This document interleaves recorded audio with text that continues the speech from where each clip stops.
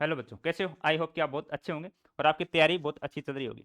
आज जो अपना टॉपिक है वो अल्टरनेटिव करंट चैप्टर का टॉपिक है अपने पास एसी सर्किट यानी अल्टरनेटिव करंट सर्किट। अब सर्किट कौन कौन से हैं तो अपने को जो पढ़ने हैं वो है अपने पास एक तो एलसी सर्किट, यानी एक तो है अपने पास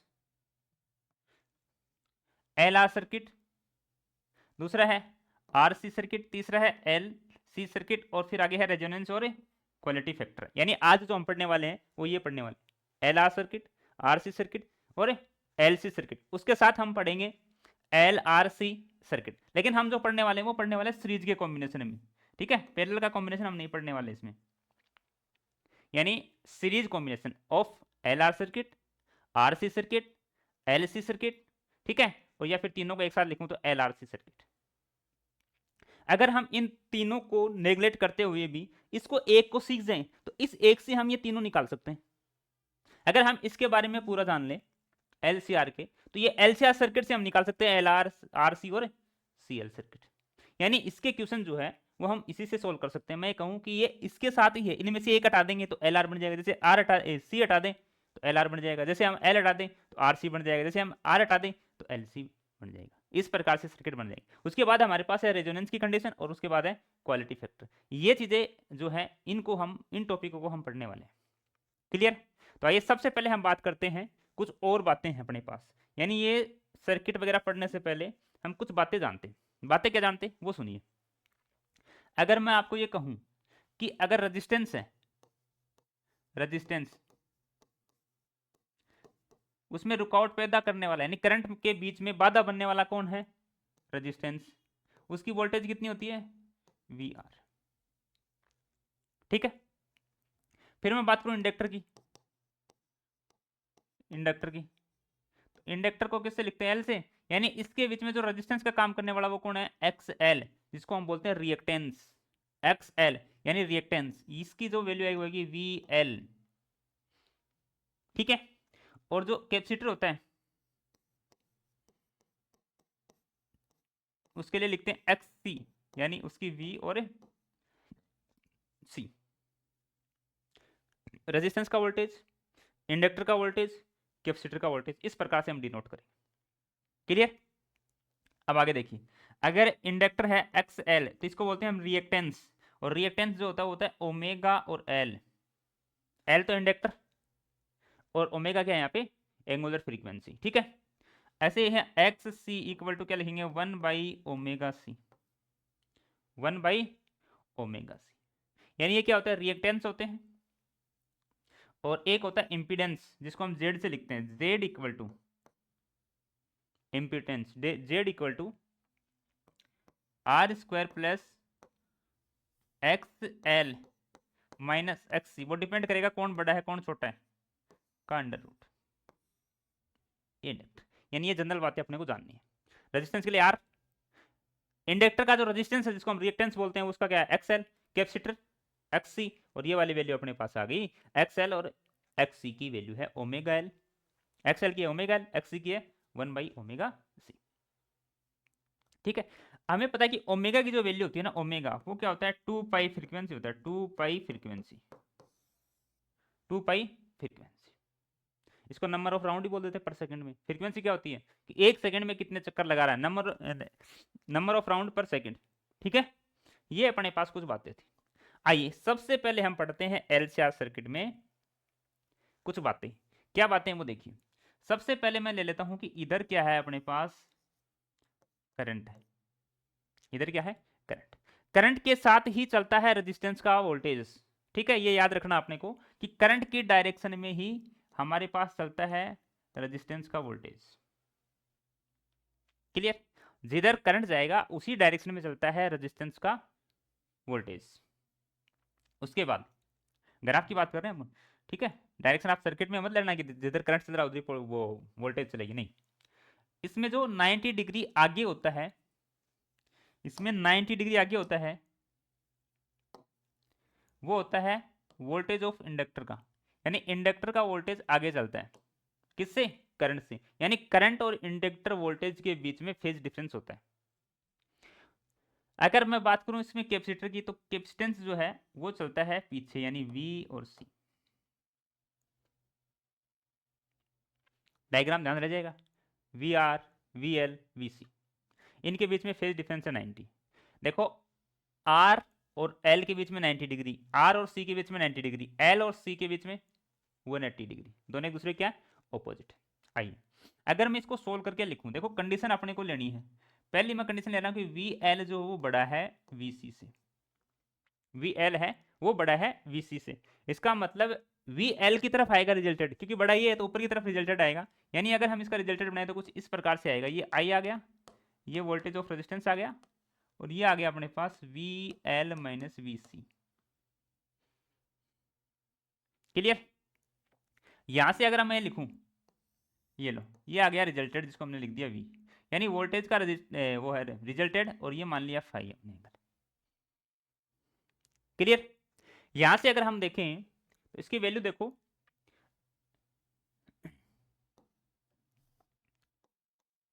देखो ये अपने पास बन गया एक ट्राइंगल। अगर मैं इसमें लिखना चाहूं v की जो वैल्यू है वो क्या आएगी, तो root of V R plus V L minus V C का स्क्वायर, और इधर भी स्क्वायर। रिजल्ट तो निकाल सकते हैं दो वेक्टर का एक, ये वोल्टेज का आया। अब इसको मैं आई आर लिख दूं, तो आई आर की जगह इसको क्या लिखूंगा, आई जेड, मतलब आई जेड को लिख दिया जेड, इसका भी आई इसका भी आई, तो आई तो कट गया, root of R square plus X L minus X C का स्क्वायर। ठीक है? अभी हमने लिखा था कि एक्स एल और एक्स सी की वैल्यू क्या लिखी थी, देखो ये आर स्क्वायर रेजिस्टेंस को तो ऐसा कैसा plus omega L minus one by omega C, one by omega C का स्क्वायर। अगर फ्रीक्वेंसी के टर्म में लिखें तो Z equal to R square plus 2 pi frequency L minus 1/2 pi frequency C का स्क्वायर का रूट, के स्क्वायर का रूट। ये इंपीडेंस आ गया अपने पास।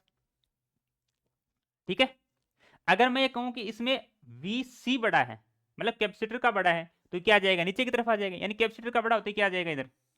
यानी ये कंडीशन दूसरी मैं ले लूं कि वी सी जो है वो बड़ा है वी एल से, इसका मतलब ये हो गया अपने पास वी आर और आई, ये हो गया V C minus V L.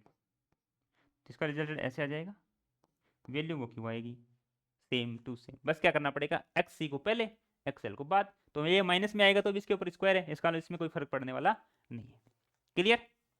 लेकिन हाँ एंगल वगैरह का ध्यान रखना पड़ता है ना कई बार अपने को। ये फाई है, अगर मैं लिखूं इसमें से टेन फाई निकाल के, तो टेन फाई की वैल्यू क्या आ जाएगी, यहाँ पे देखो tan phi perpendicular upon base, perpendicular क्या है V L minus V C, तो V L minus V C by R, sorry V R, V R. अगर इसको मैं रेजिस्टेंस की टर्म में लिखना चाहूँ तो sine phi equal to X L minus X C by R. क्या इतनी बात समझ में आई? अगर इतनी बात समझ में आई तो हम आराम से L C R C L R इन सब को भी क्या कर सकते हैं सोल्व। जैसे मान लीजिए एल सी लिखना है अपने को, एल और सी, इसका मतलब एल सी लिखना तो ये वाले तो गायब हो गया, जीरो हो गया, इसको लिखो एल माइनस सी का स्क्वायर आ जाएगा, बाहर क्या बचेगा अपने पास v equal to L V L minus V C या V C minus V L. मान लीजिए हमारे को आर सी लिखना है तो सी को रख लो, बाकी इसको काट दो यहाँ से, ये जीरो हो जाएगा। भाई जो वैल्यू नहीं है अपने पास सर्किट में, जैसे एल आर, एल आर तो एल है आर है सी नहीं है, तो सी वाले को छोड़ दो, यानी एक्स सी को छोड़ दो, आप जीरो कर दो इसको इसी इक्वेशन में। मान लीजिए एल और आर है सी नहीं है, तो सी वाले को जीरो कर दो, ऐसे ही आर और सी है एल नहीं है तो एल वाले को जीरो कर दो, यानी एक ही फॉर्मूले से या एक ही तरीके से आप सबका क्या कर सकते हो सॉल्यूशन कर सकते हो। ठीक है? समझ गए? आइए, हाँ ये तो वही बात इतनी। अब मान लीजिए मैं इसके आगे और लिखना चाहूँ तो थोड़ा सा पीछे चलता हूँ, पीछे क्या चलता हूँ, मान लीजिए मेरे को इसका रेजिस्टेंस निकालना हो, वो करंट निकालनी हो, तो आई इक्वल टू क्या लिखूंगा, I equal to V by R. इसके लिए आई क्या लिखूंगा, V बाई एक्स एल, इसके लिए आई क्या लिखूंगा, V बाई एक्स सी। लेकिन जब तीनों की एक साथ निकालनी हो तो क्या लिखूंगा, V by Z equal to I.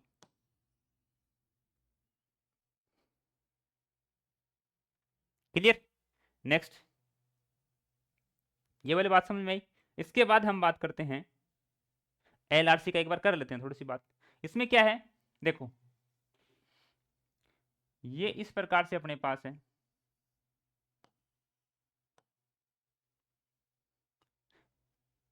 Are यानी वी आर और ये है आई, इससे ऊपर कौन चलेगा, वी एल। अगर इन दोनों का रिजल्टेंट निकालना हो तो ऐसे निकालेंगे, तो वी इक्वल टू क्या आ जाएगा अपने पास, वी एल का स्क्वायर प्लस वी आर का स्क्वायर का रूट। आगे हम जेड लिखना चाहते तो क्या आ जाएगा, एक्स एल प्लस आर का स्क्वायर का रूट। सेम वही बात हो गई। इसी प्रकार से हम लिख सकते हैं कैपेसिटर का, ये वी आर है, ये आई है, इधर ही इसका आ जाएगा वी सी, इसके ये लो, ये थीटा है, थीटा मतलब फाइव। इसका रिजल्टेंट भी हम निकाल सकते हैं, क्या आएगा, v equal to root of V R square plus V C square. अगर z की बात करें तो z इक्वल टू क्या आ जाएगा, are square plus x C का स्क्वायर का रूट। देखो वही बात की हमने कि यानी जैसे हमने इस वैल्यू में आर गायब वो सी गायब करना तो एल स्क्वायर, तो ये देखो वी आर का स्क्वायर प्लस वी एल का स्क्वायर, सी गायब करना था तो वी एल का स्क्वायर प्लस आर का square, V L plus V R का स्क्वायर। मतलब हम एक ही फॉर्मूले में जो चीज़ नहीं है उसको जीरो कर दो और बाकी निकाल दो। क्लियर। अब बात करते हैं हम रेजोनेंस की। रेजोनेंस क्या होता है उसकी बात करते हैं। देखिए रेजोनेंस में क्या करना है अपने को, रेजोनेंस की टर्म अपने को ये कहती है, या कंडीशन ये कहती है कि जो वी एल है, वी एल और वी सी दोनों आपस में इक्वल हो जाएंगे तो वो रेजोनेंस की कंडीशन होगी। यानी हम ये कह सकते हैं कि एक्स एल और एक्स सी दोनों बराबर हो जाएंगे, यानी ओमेगा एल बराबर हो जाएगा 1/ओमेगा सी के। यानी यहाँ से ओमेगा का स्क्वायर कितना आ जाएगा, 1/√LC, यानी ओमेगा की वैल्यू कितनी आ जाएगी, 1/√ऑफ एल और सी। बात समझ में आई कि रेजोनेंस की कंडीशन में क्या होगा अपने पास,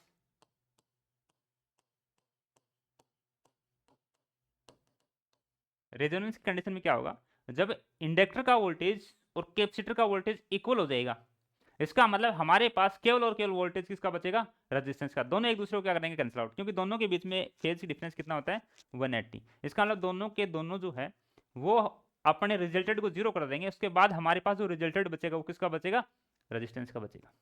ठीक है, ये वाली कंडीशन थी अपने पास, ओमेगा इक्वल टू 1/L और सी।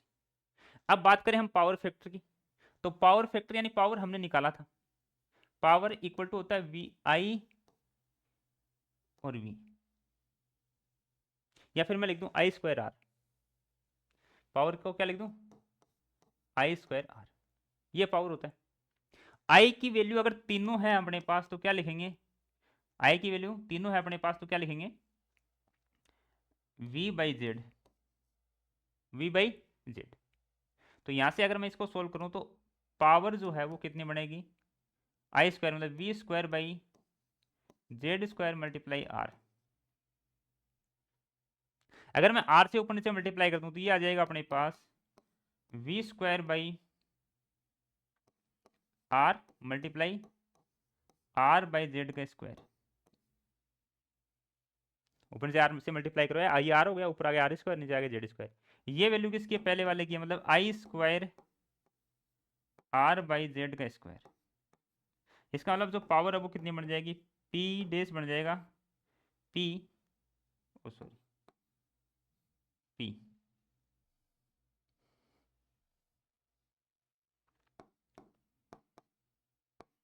पी इक्वल टू पी डेस। वी स्क्वायर बाई आर भी तो क्या होता है, पावर होता है, तो क्या आ गया, ये पावर आ गया रेजिस्टेंस का, आर बाई जेड का स्क्वायर। क्लियर, कर सकते हैं आराम से। अच्छा और देखते हैं कुछ बातें थोड़ी सी। यानी पावर जो होता है वो क्या होता है अपने पास, average power VRMS IRMS cos phi by, हाँ ये यहाँ से cos फाई क्या है, पावर फैक्टर है। ये क्या अपने पास पावर फैक्टर, कौन, cos फाई, इसकी वैल्यू होती है R/Z, R/Z। ठीक है। एक हमने देखा quality factor, quality factor, quality factor क्या होता है, देखो क्वालिटी जो फैक्टर होगा यानी जिसको हम क्यू फैक्टर बोलते हैं, उसकी वैल्यू होगी अपने पास Q equal to 1/R root L/C, 1/R root L/C। Clear.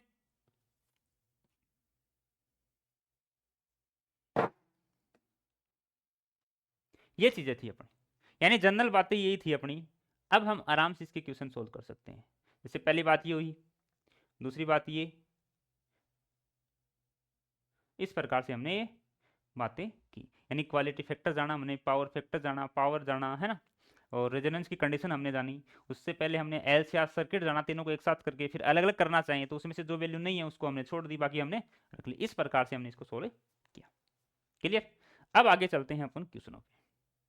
सबसे पहला क्वेश्चन है, रेजिस्टेंस या फिर रखूं resistor and capacitor are connect in series.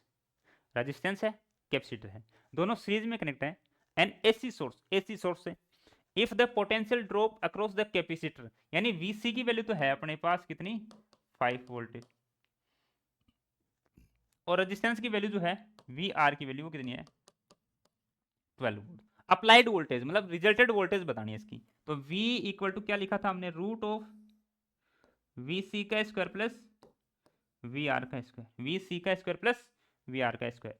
We सी की वैल्यू कितनी है 5, तो कितना हो गया 25 प्लस 144 का रूट 169 का रूट कितना आएगा 13 वोल्ट, 13 वोल्ट। यानी हमारे पास जो वैल्यू है वो कितनी आई 13 वोल्ट। एकदम इजी था ना। ऐसी एक ऐसा चैप्टर है, अगर आपके समझ आ गया तो बिना पेन उठाए भी आप इसके क्वेश्चन सोल्व कर सकते हो, और समझ में नहीं आया तो फिर आप इसके चारों ओर ही घूमते रहोगे। ठीक है, तो इसको अच्छे से समझना जरूरी है। क्लियर। अगर आपके समझ में आया होता तो आप 5 और 12 का डायरेक्ट क्या निकाल देते, रिजल्टेड कितना था 13, ये लिखते नहीं, है ना। उसके बाद नेक्स्ट, ये तो फॉर्मूला दे दिया अपने को। अभी जो हमने निकाला था ना फॉर्मूला कि पावर की जो वैल्यू होगी वो होती है I²R या V²/R, ये पावर होता है अपने पास। हम पावर को ऐसे भी लिख सकते हैं I²R, I की वैल्यू क्या लिख सकते हैं V/Z का स्क्वायर R, हमें V²/R लिखना है, इसको V²/R मल्टीप्लाई R²/Z², यानी क्या होगा पहले का पावर R/Z का स्क्वायर। फोर्थ ऑप्शन कर सकते हैं आराम से। आगे चलिए next, in an AC circuit the EMF and the current I at any instant are given respectively by E की वैल्यू, मतलब E की जो वैल्यू है वोल्टेज वो है अपने पास A0 sin ओमेगा t, और I की जो वैल्यू है वो I0 sin omega t minus 5, the average power in the circuit. तो पहली बात तो एवरेज पावर के लिए हम क्या लिखते हैं, P equal to IRMS VRMS cos phi. अब एंगल कितना है दोनों के बीच में, एंगल का मतलब इन दोनों के बीच में फेज डिफरेंस कितने का, तो ओमेगा टी और ओमेगा टी माइनस 5 में फेज डिफरेंस देखना कितने का, 5 का, तो 5 का, यानी ये वैल्यू आ गई अपने पास I0 V0 by 2 cos 5, I0 V0 by cos 5, I0 V0 by 2 cos 5। Clear. Next, ये देखो instantaneous value of current in an AC circuit is I equal to 2 sin into 100 pi t plus pi by 3 ampere. The current will the maximum of first time कब ये maximum होगा, तो maximum होने का मतलब है कि कब ये मैक्सिमम, देखो ये अपने पास इक्वेशन है 2 sin 100 pi t plus pi by 3, ये अपने पास गिवन इक्वेशन है। ये मैक्सिमम होने का मतलब है कि आई की वैल्यू 2 हो जाए, मैक्सिमम वैल्यू ये तो होती है, ये तो मैक्सिमम वैल्यू, इसका मतलब आई की वैल्यू 2 हो जाए तो 2 2 कट जाएगा, देखो जैसे 2 2 sine 100 pi t plus pi by 3, ये से कट गया तो क्या आ गया, 1 इक्वल टू साइन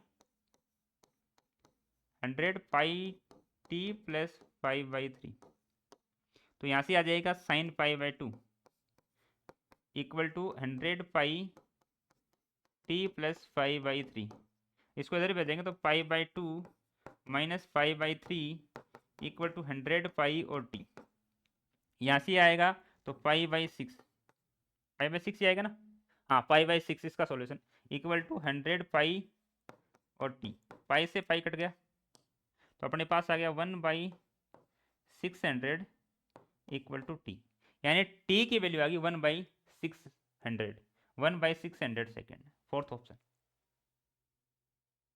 क्लियर, आगे चलते हैं। An alternating voltage given by, voltage दे रखा अपने को, अप्लाई टू द कैपेसिटर, यानी हमारे को V का इक्वेशन दे रखा है, V equal to 100√2 sign 100t, ठीक है, और कैपेसिटर की वैल्यू क्या दे रखी है, C की वैल्यू है 1 10⁻⁶ farad. The current reading of the ammeter will be equal to, ammeter जब करंट मेजर करेगा वो करेगा आरएमएस, देखो ये चीजें आपको ध्यान रखनी है, जब एमीटर करंट को मेजर करेगा तो वो करेगा आरएमएस वैल्यू, अब जब आरएमएस वैल्यू आपके पास होगी तो आप लिख सकते हो उसको, तो यानी आरएमएस वैल्यू क्या करेगा, मेजर करेगा। तो अब जो भी वैल्यू अपने को निकालनी करंट की, वो कौन सी निकालनी है, आरएमएस।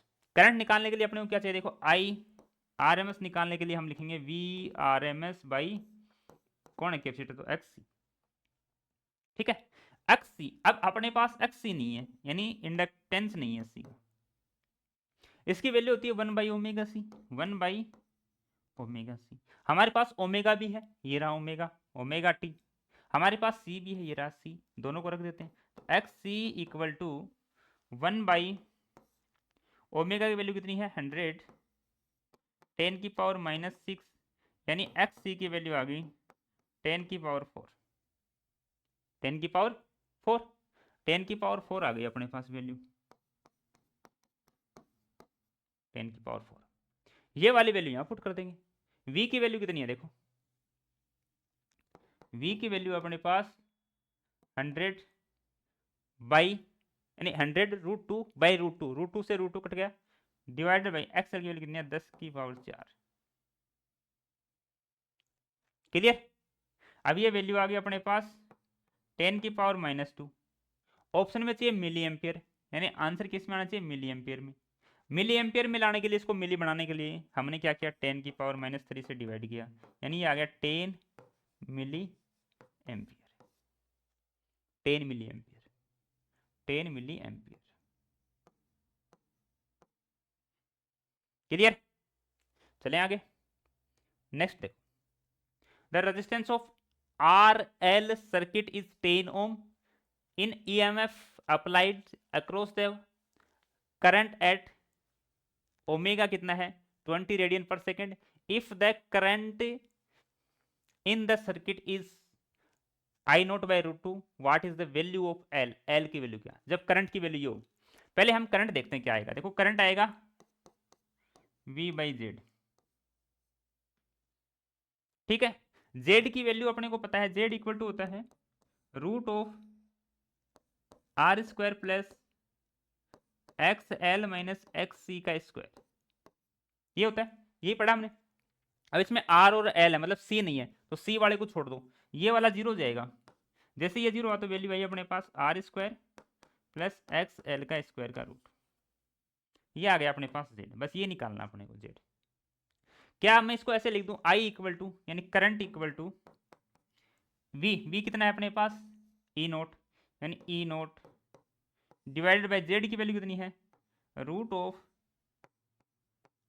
प्लस XL का स्क्वायर, R² प्लस XL का स्क्वायर। क्या हम इसको ऐसे लिख सकते हैं कि I equal to E0 by R root of 1 plus X L by R का स्क्वायर।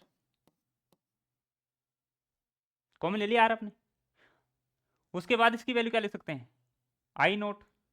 तो I equal to I nought divided by 1 plus X L by R का स्क्वायर का रूट। अभी आई की वैल्यू अपने गिवन है I nought by root two, यानी ये क्या लिख सकता हूं मैं, I nought by root two. I nought से आई नोट कट गया, रूट टू इसके इक्वल किया तो 2 इक्वल टू क्या आ गया, 1 plus X L by are. ठीक है, यहां से आ गया 1 equal to X sorry square X L by R का स्क्वायर। स्क्वायर को इधर भेजेंगे तो रूट में आ जाएगा कौन 1, और 1 का रूट 1, इसका मतलब ये आ गया R equal to X L. यानी हम लिख सकते हैं एक्स एल को क्या लिख सकते हैं, ओमेगा एल। हमें चाहिए एल की वैल्यू, तो क्या आ जाएगा R by omega, R by omega. यानी पहले अपने को ऐसे इस क्वेश्चन को ही सोल्व करके हुए, अब वैल्यू अपने पास है उसमें वैल्यू रखेंगे, है ना।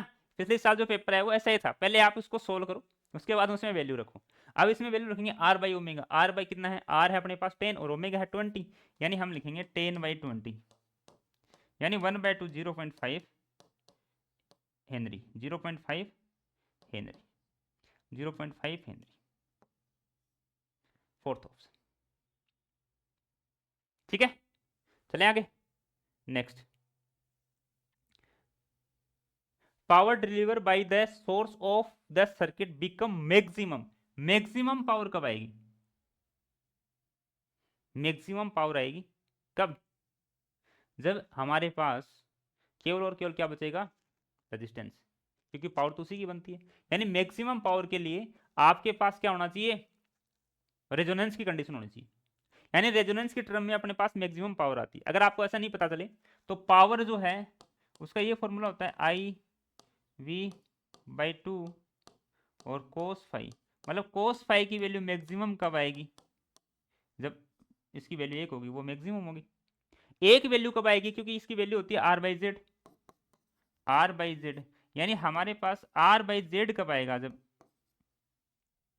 सॉरी आर बाई जेड है तो आर कब आएगा, जब ओमेगा वो सॉरी इंडक्टर और उसका एक्सएल और एक्सी दोनों बराबर हो जाएंगे, तो आप एक दूसरे से क्या हो जाएंगे, कैंसिल आउट। तो यहां से क्या आ जाएगा 0। यानी जब ये दोनों बराबर होंगे, कौन एक्स एल और एक्स सी, उस कंडीशन में हमारे पास क्या आएगा, मैक्सिमम पावर आएगा, यानी सेकंड ऑप्शन। ठीक है, मैक्सिमम पावर कब आएगा, जब हमारे पास रेजोनेंस की कंडीशन होगी।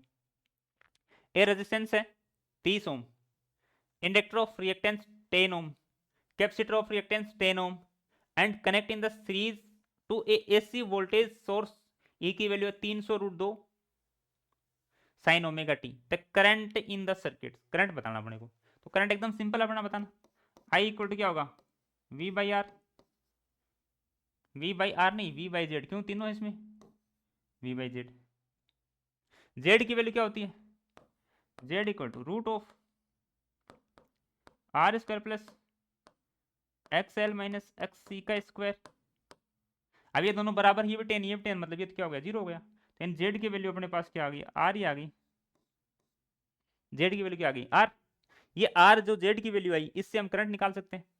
तो देखो आई आर एम एस निकालना है, आर एम एस, तो वी आर एम एस लिखेंगे 300 भाई आर कितना है 30, ये जो 0 कट गया कितना गया 10 एम्पियर।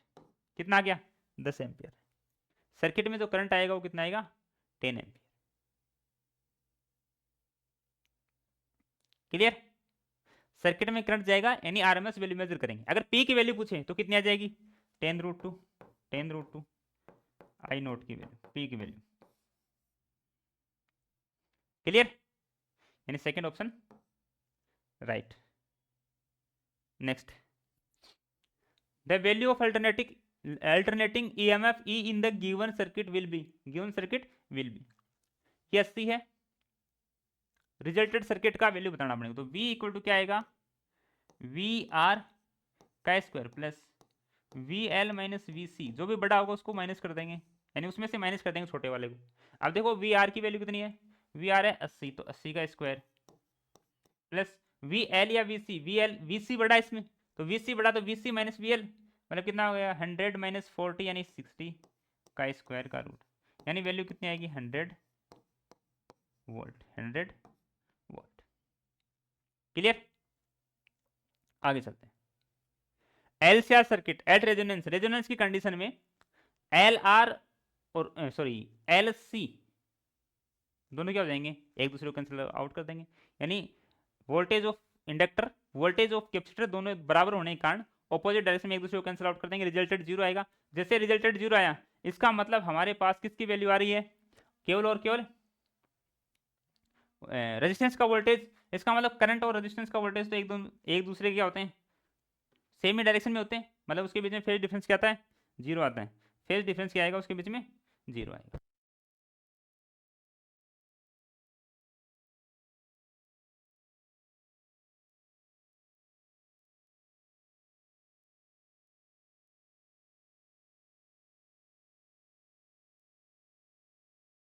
ठीक है, इस प्रकार से हम इसको सोल्व कर सकते हैं। देखो आगे,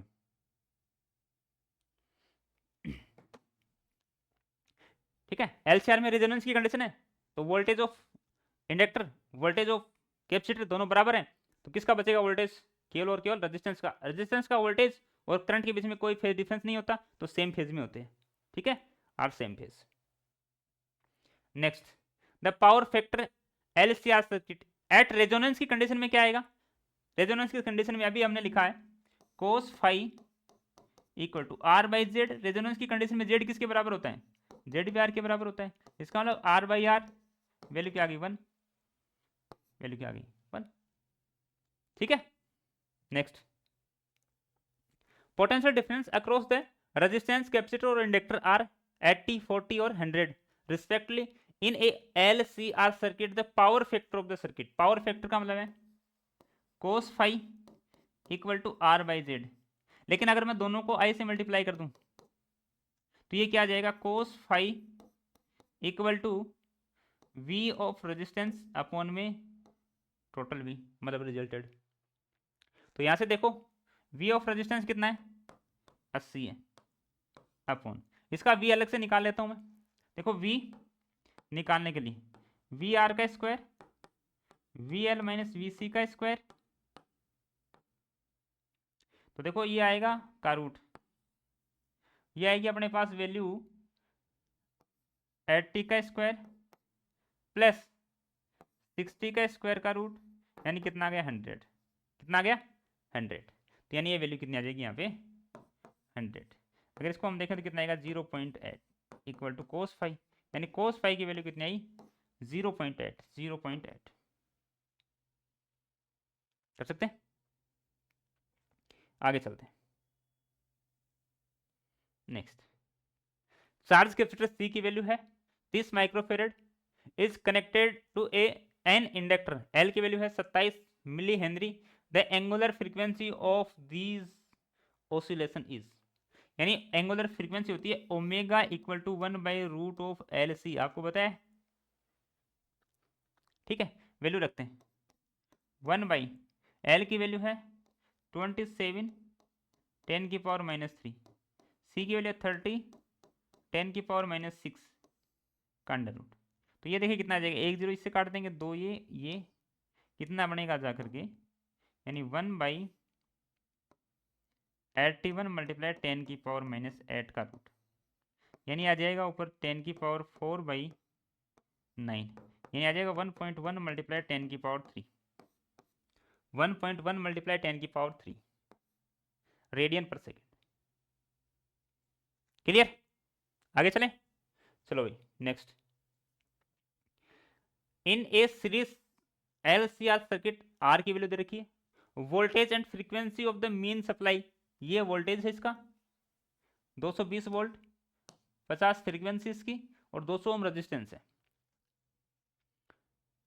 on taking out the capacitor from the circuit the current lags behind the voltage 30 degree, चीजों को समझना। And taking and the inductor from the circuit the current lead the voltage by 30 degree, the power dissipated in the LCR circuit. Power निकालना अपने को, लेकिन इसमें कोस phi की वैल्यू निकालें। देखो इसमें गिवन है अपने को कि ये 3 है अपने पास, इधर है VRI, अगर इसमें इंडक्टर जुड़ा हुआ है तो ये आता है 30 डिग्री पे। अगर इसमें कैपेसिटर ऐड कर देते हैं तो ये भी आता है 30 डिग्री पे। इसका मतलब आर के साथ, या फिर मैं कहूँ रेजिस्टेंस के साथ, या फिर मैं कहूँ करंट के साथ, इसका जो एंगल बराबर बराबर बन रहा है, इसका एक ही मीन है कि इसका वोल्टेज दोनों का बराबर है, तभी बनेगा। क्योंकि V R by V C, या फिर मैं कहूँ V C by V R, 30 degree, V L by V R भी 30 डिग्री। इसका मतलब वी एल और वी सी दोनों के आपस में इक्वल है। यानी हम ऐसे भी लिख सकते हैं इसको कि tan 30 equal to V L by V R, और tan 30 equal to V C by V R. दोनों को हम बराबर करेंगे तो हमारे पास आएगा वी एल और वी सी दोनों क्या है, इक्वल। वी एल और वी सी क्या है, इक्वल। वी एल और वी सी इक्वल है, इसका मतलब इनके बीच में फेज डिफरेंस क्या आएगा फिर, 0। ये दोनों क्या हो जाएंगे, कैंसिल आउट। इसका मतलब फेज डिफरेंस फाई की वैल्यू क्या आएगी अपने पास, फाई की वैल्यू 0 आएगी। फाई की वैल्यू 0 आएगी तो अब क्या निकाल सकते हैं हम, पावर निकाल सकते हैं। पावर की वैल्यू क्या आती है, वी बाई आर या वी स्क्वायर बाई आर, यानी पावर आएगा वी स्क्वायर बाई आर कोस कितना, 0। यानी वी की वैल्यू कितनी है अपने पास, 220 मल्टीप्लाई 220 डिवाइडेड बाई 200, 1 2 1 और 2, 2 से 11 बार, 11 से 22 को मल्टीप्लाई करेंगे 242 वोल्ट, 242 वोल्ट। यानी अकेला रेजिस्टेंस आ गया तो V square by R direct लिख सकते हैं आप, वी स्क्वायर बाई आर। या फिर अगर पूरा निकालना चाहें तो हम निकाल सकते हैं कोस के साथ, कोस 0 की वैल्यू, ठीक है, वी स्क्वायर बाई आर। अगर रेजिस्टेंस का पावर चाहिए अपने को तो वी स्क्वायर बाई आर होता है, हमने पढ़ गया है पहले से इसको। Next, an ideal resistance R, ideal inductor L, ideal capacitor C, AC voltage of V1, V2, V3, V4 are connect to the AC source as shown at resonance। Resonance की कंडीशन है तो अपने को पता है कि voltage of inductor voltage of capacitor equal होंगे तभी रेजोनेंस की कंडीशन आएगी। यानी वोल्टेज ऑफ इंडक्टर और वोल्टेज ऑफ कैपेसिटर दोनों बराबर होंगे तो ही हमारे पास किसकी कंडीशन आएगी, रेजोनेंस की। इसका मतलब हमारे पास इंडक्टर के साथ जुड़ा हुआ कौन है, V2 है, इंडक्टर के साथ जुड़ा हुआ कौन है, V2 है, और कैपेसिटर के साथ जुड़ा हुआ कौन है, V3 है। यानी V2 और V3 बराबर आएंगी। तो रीडिंग ऑफ V3 V1 नहीं, पहला तो गलत हो गया। दूसरा resonance reading in V1, reading on V2, V1 V2 ये भी गलत हो गया। रीडिंग V2 और V3, V2 V3 मतलब थर्ड इसका, हाँ थर्ड भी नहीं है, थर्ड में क्या है, V4 है, ये भी नहीं। तो फोर्थ बच गया अपने पास, reading of V2, reading of V3, V2 और V3 की रीडिंग बराबर होंगी तो रेजोनेंस की कंडीशन होगी, वरना नहीं होगी, क्योंकि दोनों का वोल्टेज क्या होना चाहिए, same. Next, 3 following series LCR circuit when driving by an EMF source of angular frequency 70 kilo radian पर second, the circuit effective behave like, कैसा बिहेव करेगा ये। तो देखो इसमें ये देखना अपने को, बिहेव के लिए तो हम देखेंगे कि इसमें कौन सा सर्किट बच रहा कौन सा नहीं बच रहा। पहली बात, पहले मैं निकालता हूं इसमें XL निकाल लेता हूं, तो वो होता है ओमेगा एल।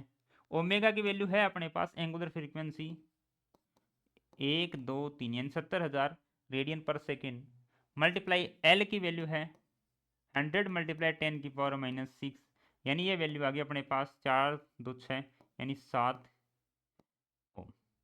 इसी प्रकार से मैं निकाल लेता हूँ कैपेसिटर की, और वो होती है 1 बाई, ये लिख दिया 4 मल्टीप्लाई 10 की पावर -6, 4 ये चला गया, ऊपर आ गया 100, 100 बाई 7, 100 बाई 7, ठीक है, 100 माइक्रो हेनरी, ये ठीक है। अब यानी ये बच गया अपने पास अप्रोक्स 14 ओम, अप्रोक्स 14 ओम। इसका मतलब बड़ा कौन है, सी वाला। तो इन दोनों का अगर माइनस भी करेंगे तो सी का तो बचेगा अपने पास, इन दोनों को हम माइनस करेंगे, V C minus V L, क्योंकि बड़ा ये। तो यानी रेजोनेंस की कंडीशन में हमारे पास एक तो आर तो रहेगा, आर तो कहीं जाने वाला नहीं। उसके बाद हमारे पास कौन बचेगा, एक्स सी बड़ा है तो इसका एक्स सी बचेगा। तो हम कहेंगे कि आर और सी जो है दोनों बचे हुए हैं, तो ये सर्किट कौन सा काम कर रहा है, आर बचा हुआ है और सी बचा हुआ है, एल तो गायब हो गया, यानी आर और सी सर्किट काम कर रहा है सीरीज में, एल सॉरी आर और सी। ये बात समझ में आई क्या भाई, एल की वैल्यू 7, एक्स एल का वैल्यू है वो कितनी है 7 है, इसकी कितनी है 14, मतलब ये बचेगा एक्स सी, तो सी बच गया और आर बच गया, तो आर सी सर्किट बन गया अपने पास। Clear. Next, in an electrical circuit L R C and A C voltage source are all connected in series. When L is removed from the circuit, the phase between three voltage, the voltage and the current in the circuit pi by 3, वही आ गई value 6, इस बार 60 degree में आ गया, 60 degree में आ गया, जब दोनों ही बराबर बराबर एंगल आए, मतलब tan 60 equal to V L by V R, और टेन 60 क्या आ गया V C by V R, इसका मतलब V C equal to V L होगा, और फेज डिफरेंस वहाँ पे क्या आएगा 0 आएगा। जैसे फेज डिफरेंस 0 आएगा यानी पावर फैक्टर निकालना हो तो कोस फाई होती है उसकी वैल्यू पावर फैक्टर की, तो यहाँ से कोस 0 की वैल्यू कितनी आएगी 1, यानी कोस 0 डिग्री की वैल्यू कितनी आएगी 1, पावर फैक्टर कोस 0 की वैल्यू 1, तो आंसर आ गया थर्ड, सिंपल। ठीक है। Next, AC series circuit the resistance, inductive reactance and capacitive reactance are 3, 10, 14 respectively. Impedance निकालना है, मतलब जेड निकालना है, तो जेड की वैल्यू तो ये होती है अपने पास R square plus X L minus X C का स्क्वायर, जो भी बड़ा होगा उसमें से माइनस कर देंगे, इसमें कैपेसिटर का बड़ा है तो हम लिख देंगे X C minus X L. R की वैल्यू देखो 3 का स्क्वायर प्लस 14 माइनस 10 का स्क्वायर का रूट, ये आ गया 3 प्लस 4, इन दोनों का स्क्वायर है ही का रूट, यानी कितना आ गया 5 कर सकते हैं एक ही फॉर्मूले से पूरे, है ना। ये देखिए, capacitor of capacitance 1 micro farad is charge to a potential of 1 volt, connect in parallel. ये एक क्वेश्चन पैरेलल का आ गया तो हम इसको पैरेलल में सोल्व कर देते हैं, कोई दिक्कत नहीं। एन ए इंडक्टर, इंडक्टेंस दे रखा अपने को, एल और सी हमारे पास सर्किट है, वो जुड़ा हुआ है किसमें, ये तो है सी और ये एल जुड़ा हुआ है यहाँ पे, और ये एक एसी सोर्स लगा हुआ है, तो ये तो ओपन सर्किट की तरह बिहेव करेगा। बचा कौन, ये वाला, यानी हम करंट जो निकालेंगे आई की वैल्यू वो साफ दिख रही है अपने को कि वोल्टेज में एक्स एल का ही डिवाइड करना है, क्योंकि सी तो क्या हो जाएगा निकल गया वो तो वहां से। एक्स एल की वैल्यू जो होगी वो कितनी होगी, एक्स एल की वैल्यू है वो होती है ओमेगा एल, ओमेगा की वैल्यू है क्या अपने पास, ओमेगा की वैल्यू नहीं है, पहले ओमेगा निकालना पड़ेगा। अब यहाँ पे ओमेगा की वैल्यू क्या होती है, omega equal to 1 by root L C, तो पहले ओमेगा निकाल लेते हैं। ओमेगा क्या आएगा देखो, omega equal to 1 by root L C, L की वैल्यू कितनी है 10 की पावर माइनस 3, और सी की वैल्यू कितनी है 10 की पावर माइनस 6 का रूट, 10 की पावर माइनस 3 इंडक्टर एल की वैल्यू है, और ये 10 की पावर माइनस 6। ठीक है, अगर इसको हम सोल्व करें तो क्या आएगा वैल्यू में 1 बाई ओमेगा की वैल्यू है 10 की पावर माइनस 9 का रूट, 10 की पावर माइनस 9 का रूट। ठीक है, फिर उसके बाद ओमेगा की वैल्यू हमने निकाल ली, वो ओमेगा की वैल्यू यहाँ रखेंगे तो मल्टीप्लाई क्या होगा 10 की पावर 6 तो 9 3 मतलब 6, 10 की पावर 6 तो 10 की पावर 3 रूट में। ठीक है, अब देखो ओमेगा की वैल्यू हमने निकाली तो एक्स एल की वैल्यू आ जाएगी ओमेगा एल, ओमेगा की वैल्यू 1 बाई रूट ऑफ 10 की पावर माइनस 9 मल्टीप्लाई 10 की पावर माइनस 6 का रूट कर सकता हूँ मैं, क्योंकि 10 की पावर माइनस 3 है, इसको स्क्वायर करके मैंने रूट में रख दिया, वापस वही वैल्यू आ जाएगी जो हमने ली है। तो यहाँ से ये वैल्यू आ जाएगी अपने पास 1 बाई 10 की पावर माइनस 3 का अंडर रूट, 10 की पावर माइनस 3 का अंडर रूट। यदि इसको हम ऊपर लेके जाते हैं या फिर इसको मैं उसमें लिखूं ये 10 की पावर 3 का रूट, अब इसको मिली में लिखना तो 10 की पावर 3 बाई 10 की पावर 3 लिख दूं, कोई फर्क थोड़ा ना पड़ा, क्योंकि मिली एम्पेयर में दिख रहे हैं ऑप्शन। तो यहाँ से वैल्यू आएगी 10 की पावर 3 का रूट, ओ क्या गड़बड़ हो गई, 10 की पावर 3 10 की पावर माइनस 6 60, ये कट जाते, 100 का रूट है ना, इसमें कुछ वैल्यू गड़बड़ है, एक वैल्यू का कोई करेक्शन है। चलो इसको लास्ट में देखते हैं, पहले और देख लेते हैं, फिर इस वैल्यू को चेक कर लेंगे अपन। नेक्स्ट, एक given in the figure a series circuit connect across 200 voltage 60 hertz line consist of a capacitor of capacitive reactance 30 ohm, a non inductive resistor of 44 ohm, coil of inductive 90 ohm और resistance इसका कितना है 36 ओम। The power चलो ठीक है, power distributed in the coil is, देखो एक तो है अपने पास ये XL, ये रहा रेजिस्टेंस, ये रहा XL, ये XC है यहाँ पे कैपेसिटर, और ये रहा अपने पास resistance.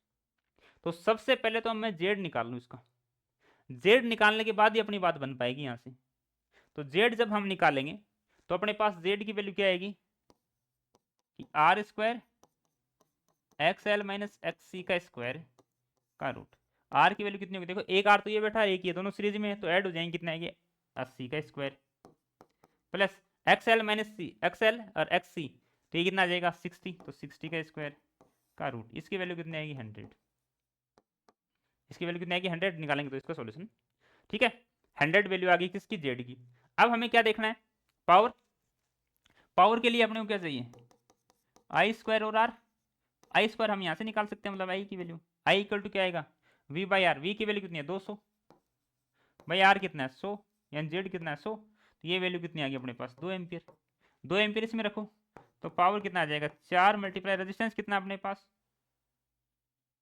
Resistance V square I square R कितना आया था, कहाँ गई, ये रहा, किसका पूछा है, कोयल। तो कोयल में रेजिस्टेंस कितना है 36, कोयल में रेजिस्टेंस कितना है 36, तो 36 इक्वल टू कितना है 144 जिसका पूछा उसका बताना है, पावर किसका बताना है, कोयल का जो है उसका बताना है पावर। तो कोयल का रेजिस्टेंस कितना है 36, तो 36 इसको मल्टीप्लाई किया, आंसर आ गया अपने पास power. Clear. Next, in an AC circuit the internet instantaneous EMF and current are given by, E की वैल्यू है और I की वैल्यू है। In one circle of the AC, the average power consumed by the circuit and the wattless current are respectively। हमें एक तो बताना है पावर और दूसरा बताना है wattless current sorry wattless current, ठीक है।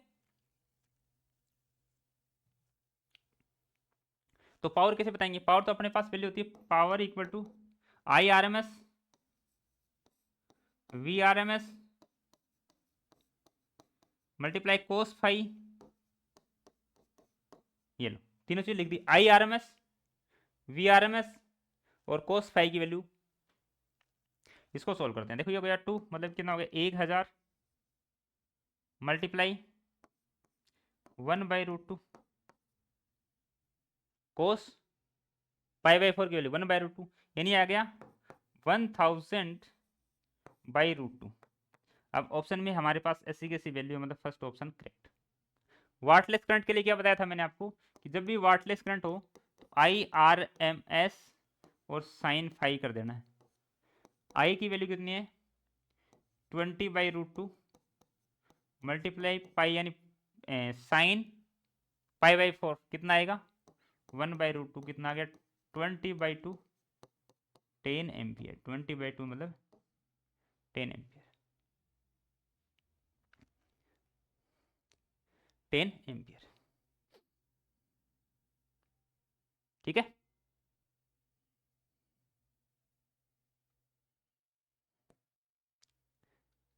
फॉर हाई फ्रीक्वेंसी एक कैपेसिटर ऑफर, यानी हाई फ्रीक्वेंसी लिए कैपेसिटेंस का क्या होना चाहिए, देखो हाई फ्रीक्वेंसी के लिए देखो कैपेसिटर की XL इक्वल टू सी है ना, तो X C equal to 1/ω_c, यानी एक्स सी की वैल्यू क्या आ जाएगी 1/2 फ्रीक्वेंसी सी। अगर फ्रीक्वेंसी को बढ़ाएंगे तो रिएक्टेंस कम होगा, अगर रिएक्टेंस को बढ़ाएंगे तो फ्रीक्वेंसी कम होगी। अब हम क्या कर रहे हैं, देखो हाई फ्रीक्वेंसी मतलब रिएक्टेंस कम, तो high frequency less reactance, high frequency less less reactance. Next, a L R C series AC circuit is tuned to resonance. Resonance की कंडीशन जहां भी आ गई, इसका मतलब जेड के बराबर कौन बचा है बेचारा, आर बचा है। Impedance of the circuit is, तो impedance of the circuit is R ही बचा है फिर तो रेजोनेंस की कंडीशन में। Next, an inductor of inductance L and resistor of resistance R are joined in series and connect by a source of frequency omega. तो power की बात हमारे को करनी है, तो पावर की बात अभी तो की थी हमने, v²/z² इंटू आर, ये पावर निकाला था ना, तो v² की जगह v² लिख दिया, आर की जगह आर। जेड की वैल्यू क्या होती है r² प्लस, और कौन है एल और आर ही है दोनों, तो इसका मतलब एक्स एल का स्क्वायर का रूट का मतलब क्या हो गया गायब, क्योंकि जेड का स्क्वायर तो जेड का रूट क्या हो गया गायब। ऐसी वैल्यू देख लो कौन सी है, यानी इसको थोड़ा सा और ओमेगा में लिखेंगे, v²r/r² प्लस ओमेगा एल का स्क्वायर, यानी ओमेगा स्क्वायर एल स्क्वायर, तो ये आ गया second, v²r/r² plus omega square L square. Clear. Next, in a circuit L, C, R are connected in series with a alternating voltage source of frequency f, the current lead the voltage by 45, the value of C, L, C और R तीनों हैं अपने पास, और जो resultant निकल के आया वो 45 निकल के आया है। ठीक है, करंट है वो आगे है वोल्टेज से, इसका मतलब कि इस कंडीशन में इधर तो करंट है, इधर वोल्टेज है कौन VC-VL, और ये निकल के है अपने पास ये वैल्यू, और ये है अपने पास 45। अगर आपको डायग्राम बनाते ही समझ में आया, ठीक है, तो देखो tan phi का मतलब tan45 equal to VC-VL/VR, value किसकी अपने पास, वैल्यू तो नहीं है, यानी tan45 यानी क्या आ गया VC-VL equal to VR, VC-VL equal to VR, यानी हम ऐसे भी लिख सकते हैं XC-XL equal to R। XC की वैल्यू आ जाएगी 1/2 frequency C minus 2 frequency L equal to R। हमें निकालना C, तो इसकी तरफ भेज दो इसको, तो 1/2 frequency C equal to R plus 2 frequency L। यहाँ से C निकालना, तो C इक्वल टू, इसको चेंज करेंगे इधर आ जाएगा, यानी 1/2 फ्रीक्वेंसी इंटू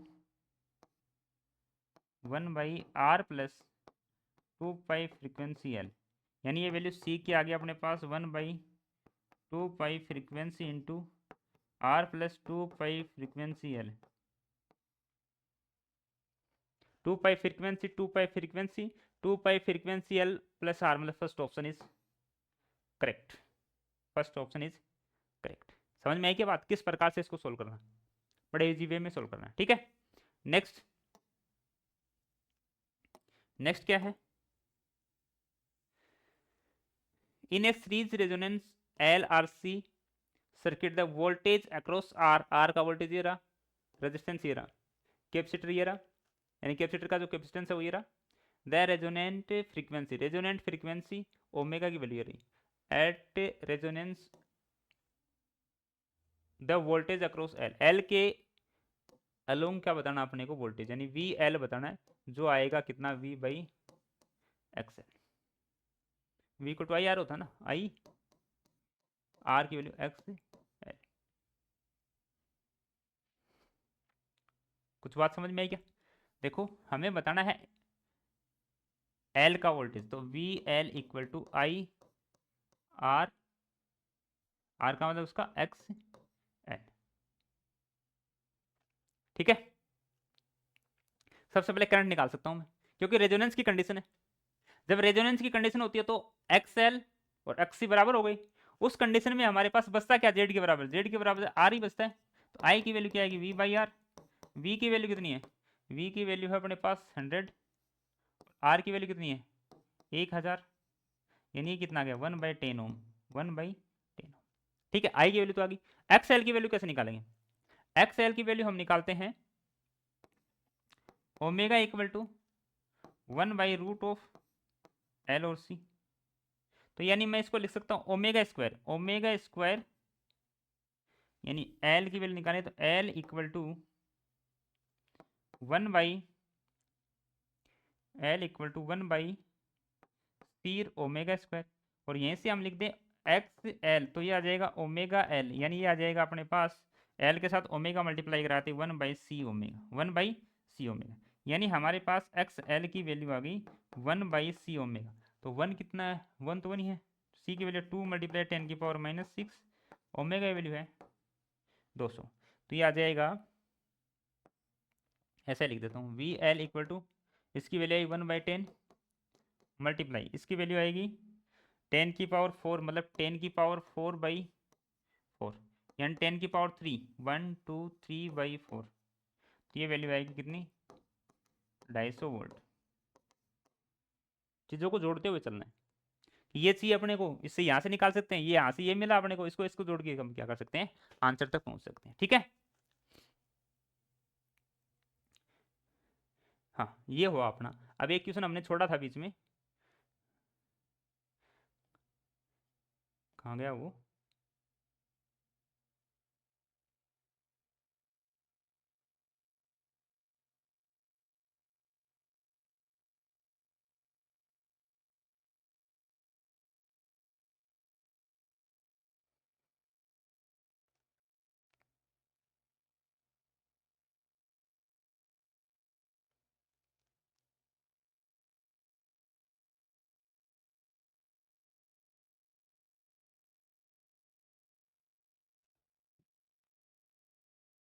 ये रहा।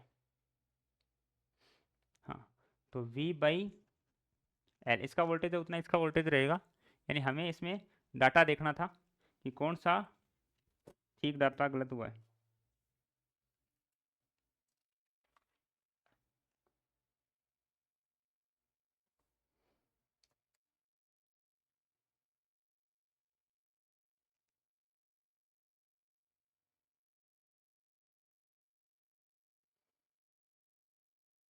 ठीक, देखते हैं दोबारा।